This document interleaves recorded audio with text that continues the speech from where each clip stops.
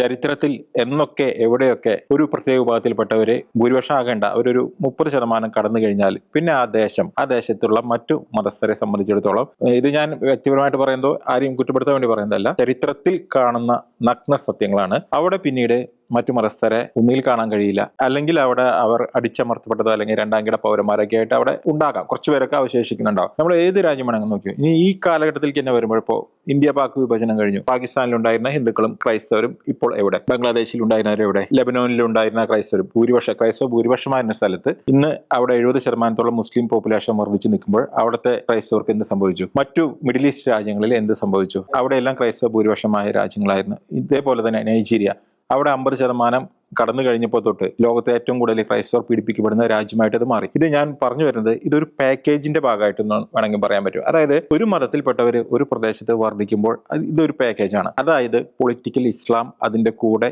Included ആണ്. അത് ആദ്യകാലം തൊട്ട് അങ്ങനെയാണ്.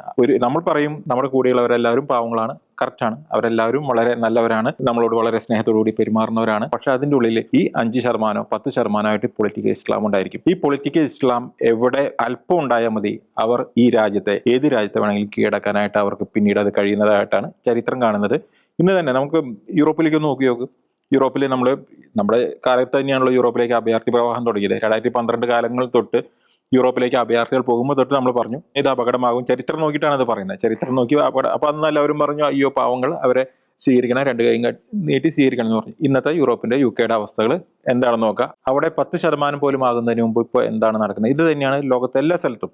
നേരത്തെ ഞാൻ സൂചിപ്പിച്ചതുപോലെ ജിന്ന ആരംഭകാലത്ത് വളരെ മതേതരനാണ്. പക്ഷെ ഇന്ത്യയുടെ സ്വാതന്ത്ര്യത്തിന്റെ സമയമായപ്പോൾ അദ്ദേഹത്തിന്റെ സ്വഭാവം മാറി. അങ്ങനെ പാകിസ്ഥാനെ അടർത്തിയെടുത്തു. ജനാധിപത്യ രാഷ്ട്രമായിട്ട് പാകിസ്ഥാൻ ആരംഭിച്ചു. അതിനുശേഷം എന്ത് സംഭവിച്ചു? ശേഷം അതൊരു മതരാഷ്ട്രമായിട്ട് മാറി. അവിടെയുള്ള ക്രൈസ്തവരെയും ഹൈന്ദവരെയും ഇന്ന് കാണാൻ കിട്ടാത്ത അവസ്ഥയായി. ഇത് തന്നെയാണ് നമ്മുടെ നാട്ടിൽ സംഭവിക്കാൻ പോകുന്നത്.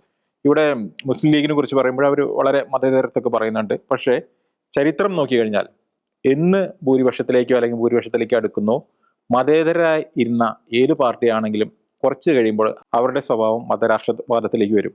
അതുകൊണ്ടാണ് ഇപ്പോൾ തന്നെ നമ്മൾ കാണുന്നുണ്ട്. ഇപ്പൊ ജോർജ് നേരത്തെ സൂചിപ്പിച്ചു, അതായത് സീറ്റുകൾ കൂടുതൽ ചോദിച്ചു തുടങ്ങി. അവർ ചോദിക്കുന്നത് അവർക്ക് അവകാശപ്പെട്ടതാണ്. അവർക്ക് അവിടെ ഇത്രയും ജനസംഖ്യ വരുമ്പോൾ അതിനനുസരിച്ച് അവർക്ക് കിട്ടണം. ഇത്രയുള്ള അവരുടെ വിഷയം. ഇപ്പോൾ അവർ ജമാഅത്തെ ഇസ്ലാമിനെയും കൂടി കൂടെ പിടിച്ചിരിക്കുന്നു. അതായത് ഒരു കാലത്ത് മതരാഷ്ട്രവാദികൾ എന്ന് വിളിച്ചവരെ ഇന്ന് കൂട്ടത്തിലേക്ക് കൂട്ടിക്കൊണ്ടുവരികയാണ്. കാരണം ഇന്ന് ജനസംഖ്യ ഉയർന്നു. ഇനിയിപ്പോൾ മതരാഷ്ട്രവാദത്തിലേക്ക് കടന്നുകൊണ്ട് വേറെ കുഴപ്പമില്ല, കാരണം ഞങ്ങളുടെ ജനസംഖ്യ വർദ്ധിച്ചുകൊണ്ടിരിക്കുകയാണ്. അപ്പോൾ അതൊക്കെ സ്വാഭാവികമാണ്. ഇത് ചരിത്രം നോക്കിയാൽ ഇതെല്ലാം സംഭവിച്ചിട്ടുള്ളതാണ്. ഇത് തന്നെയാണ് കറന്റ് അഫയേഴ്സ് നമ്മൾ ലോകവ്യാപകമായിട്ട് നമ്മൾ കണ്ടുകൊണ്ടിരിക്കുന്നത്. ഇത് തന്നെ നമ്മുടെ കേരളത്തിൽ സംഭവിക്കും. ഇനി യാതൊരു സംശയവുമില്ല.